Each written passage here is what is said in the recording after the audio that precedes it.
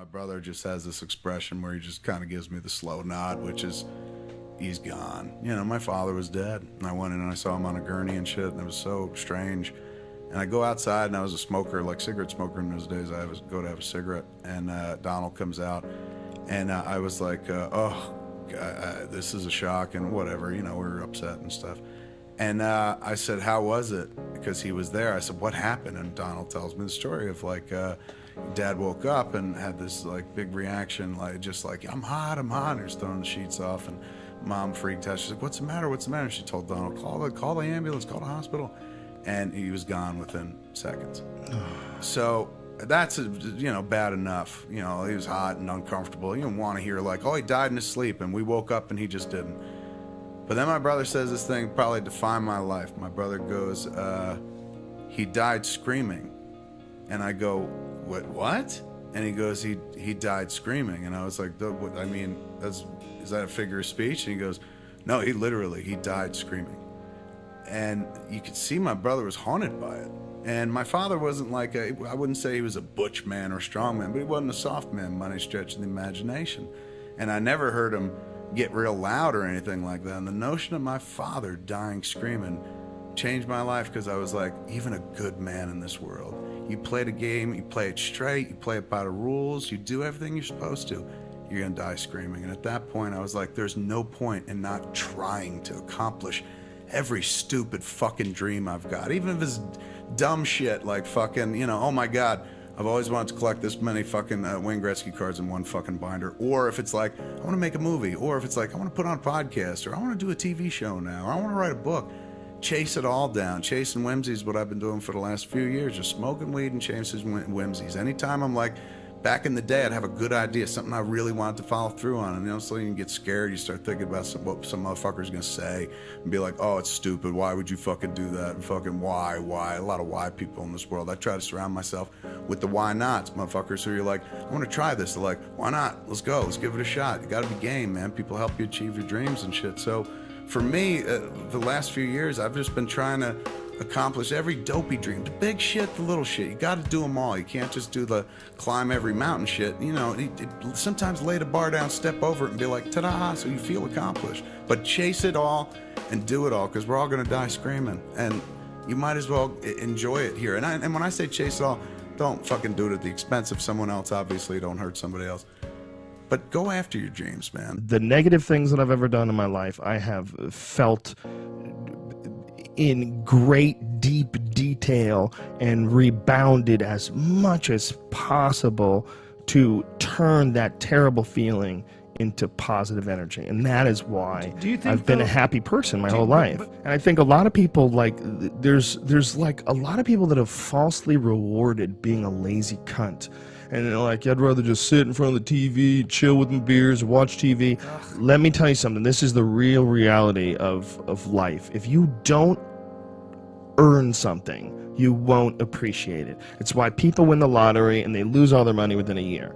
When you earn something, you appreciate it. It is a golden, steadfast rule of life. And if you're laying around on the couch watching TV and you haven't done anything to deserve that, or getting drunk, it doesn't feel good. Yeah. It doesn't feel good. No. It doesn't. You feel like a fucking loser. Yeah. But when I do something, like if I write and I blast out like 3 or 4 hours of really good shit, and I'm like, yes, I feel good. I feel fired up. I can't wait to do a show. I can go watch TV and I can enjoy it. Yeah. I can go watch Mountain Men and I enjoy watching these fucking guys. It doesn't always start with individuals asking themselves what they want. Sometimes it starts with inspiration, where you realize there's no difference between them and me. Yeah. They were losers too. I've been a loser. Right. I've been a fucking failure in my life, hardcore. Like when people, I've had people say like, hey, did you ever bomb on stage?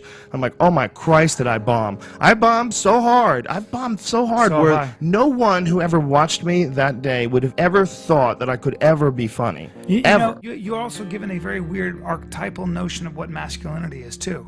Like that's also like being what I didn't even know what a man defined was. It was difficult. I had an example. Well, it's to everybody, it's different. You know, I mean, what it is, a man is a That's what I person who mean. does. This is what I believe a man is: a person who does what he wants and what makes him happy, as long as he's not hurting other people. And who giving. actually follows through and does what he Yeah. wants, as opposed to someone who's someone's bitch. Let me tell you something: if you're a gay guy, okay, and you're not out there blowing guys because you're worried about what other people think, you're somebody's bitch, Right. whether you realize it or not. Yeah. You're the bitch of all the prejudiced people that want to stop people from being gay. That's right. And if you're a man, you'll go out there and suck some cock. That's reality. That's true. It's true. Because that's what life is. What I like, you probably don't. But it's my right to like what I like. And being a man is going after what you like. Yeah. And if you want to fucking take the easy way out and take some job that you know you can do instead of pursue a career in writing books or pursue a career racing horses, whatever the fuck you're compelled Stephen to. Pressfield in Going Pro had the best example. He said, you may have your degree in comparative literature, you may have a PhD in comparative literature and teach comparative literature, but guess what? You should have written a novel. So Yeah. that's just a form of high-tech procrastination. You know, so you're right. I mean, it's really a question of going for what you want.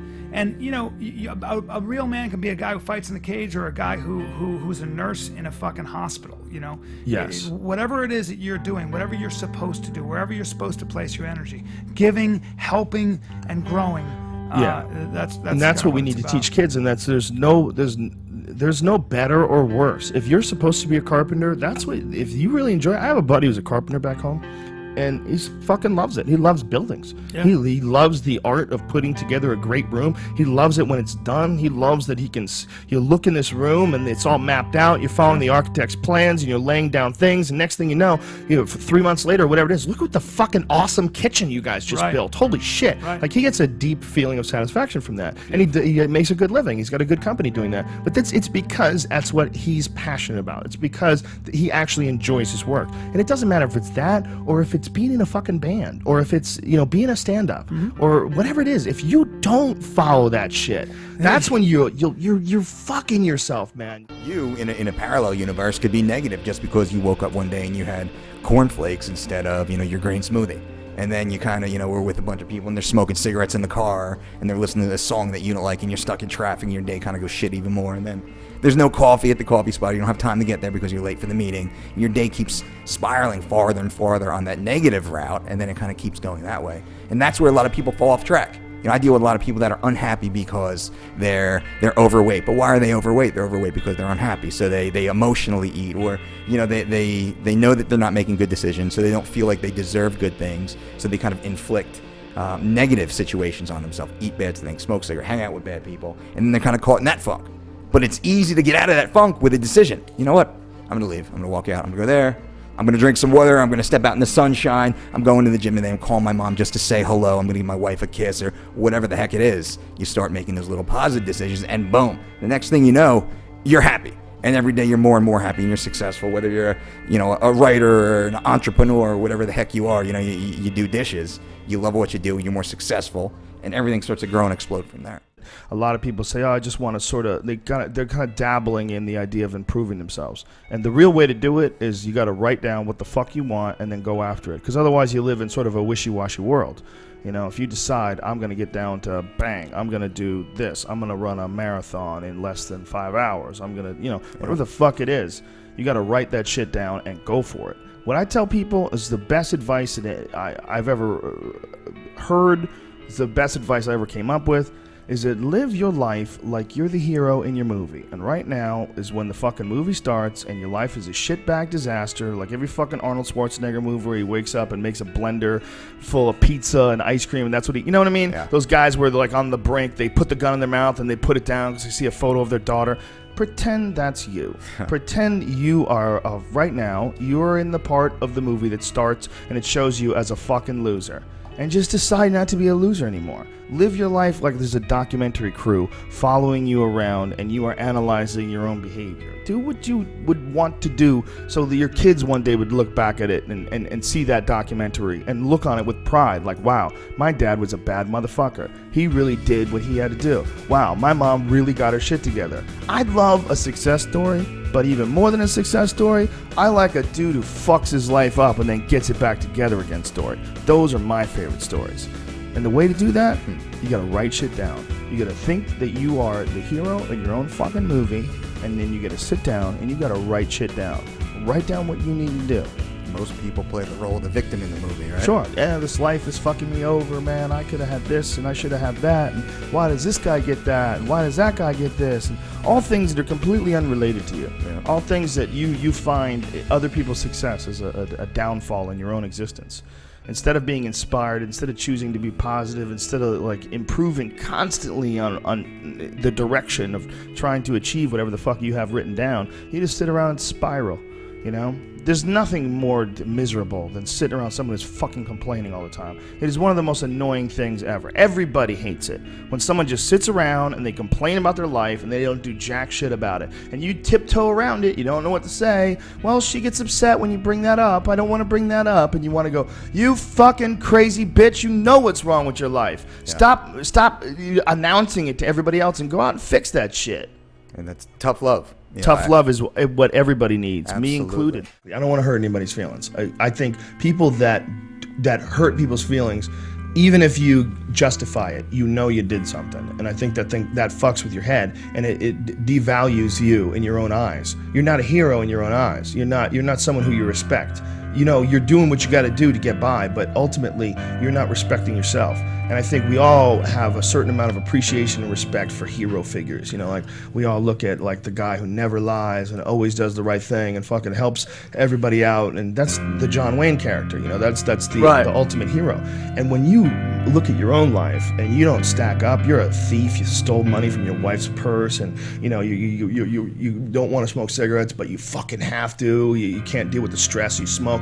You devalue yourself. You slowly start devaluing yourself. When you look at yourself, you realize that if you were judging yourself, you would judge yourself unfavorably. If you're stealing, if you're hurting people, if you're damaging 100%. people. So no matter who you can't pretend you're the hero of your story.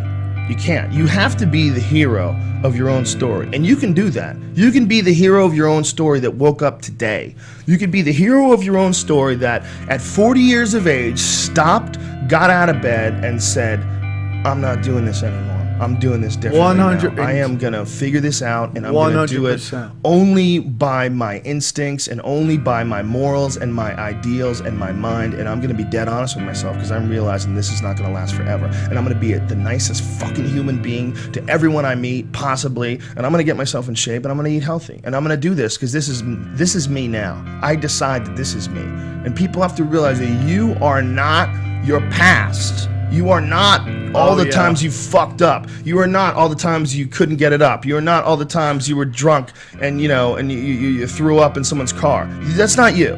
Well, you are the person who's learned from a great deal of experiences. And if you learn correctly and if you process them correctly, you'll have a happier life. You know, in recovery, that's a big part of it. When they, you're supposed to list all the stuff you've done And to people. apologize to them. And yeah. what it is you just get it out. Yes. And you're like, I did this. Yes. I'm sorry. Now Yes. it's gone. You Exactly. moved on. And usually the person you admit to, they'll be like, I did all that and a little more. Yes. Look where I am. It doesn't Yes. define you. And Yes. that's the truth. And sometimes people hold on to that. So, psychological stuff like athletes and entertainers. Sometimes they'll do something and something bad will happen. Yes. And it almost like wounds them. It's like high school. Yes. When someone shits on you, it sticks with you. Yes. Instead Yes. of understanding that was a moment in time and that person was probably hurt themselves, it doesn't define you as a person. Yeah. We all do things that we're not happy that we did, but that doesn't mean that's you now.